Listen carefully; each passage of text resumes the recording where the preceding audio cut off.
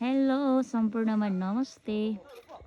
अनि यहाँनिर चाहिँ हाम्रोमा चाहिँ यो एरियामा धेरै बाँदरहरू भेडोहरू आएर चाहिँ खानेकुराहरूमा पुरा हामीलाई राखिदिँदैन, धेरै उपद्रवहरू गर्छ, केराहरू पनि खाइदिन्छ हैन। त्यो कारणले गर्दाखेरि चाहिँ यो बाँदरहरूलाई चाहिँ कसरी चाहिँ हामीले सखा पार्ने भनेर एउटा योजना हामीले सबैजनाले सोचेर अनि यहाँनिर हाम्रो भाइले चाहिँ यो फलामको खोर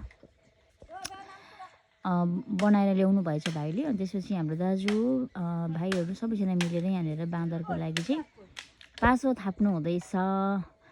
अनि तपाईँहरूले पनि तपाईँहरूको एरियामा बाँदरले अन्त ढेँडोले यसरी नै दुःख दिइरहेको छ भने चाहिँ तपाईँहरूले पनि यसरी गर्न सक्नुहुनेछ है त।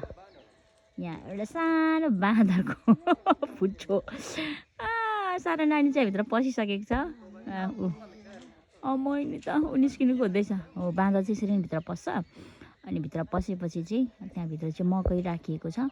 त्यो मकै खानलाई ऊ चाहिँ भित्र पस्दाखेरि त्यो त्यसको ढोका चाहिँ बन्द हुन्छ आफसे आफ।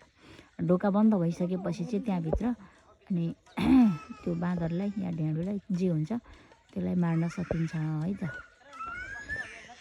हाम्रो गाउँ बस्ती यस्तो छ। यहाँ चाहिँ लसुन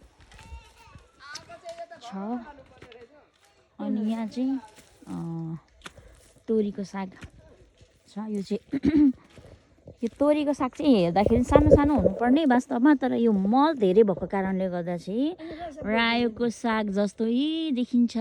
वाउ, रायोको साग सुँगुरको मासुसँग चट्टपी बनाएर खानु ओएमजी साह्रै मिठो हुन्छ है। अनि आज चाहिँ हामीले धेरै टिपेको पनि छौँ अनि हामी बनाएर खानेछौँ है त। ओके, सबैलाई बाई बाई।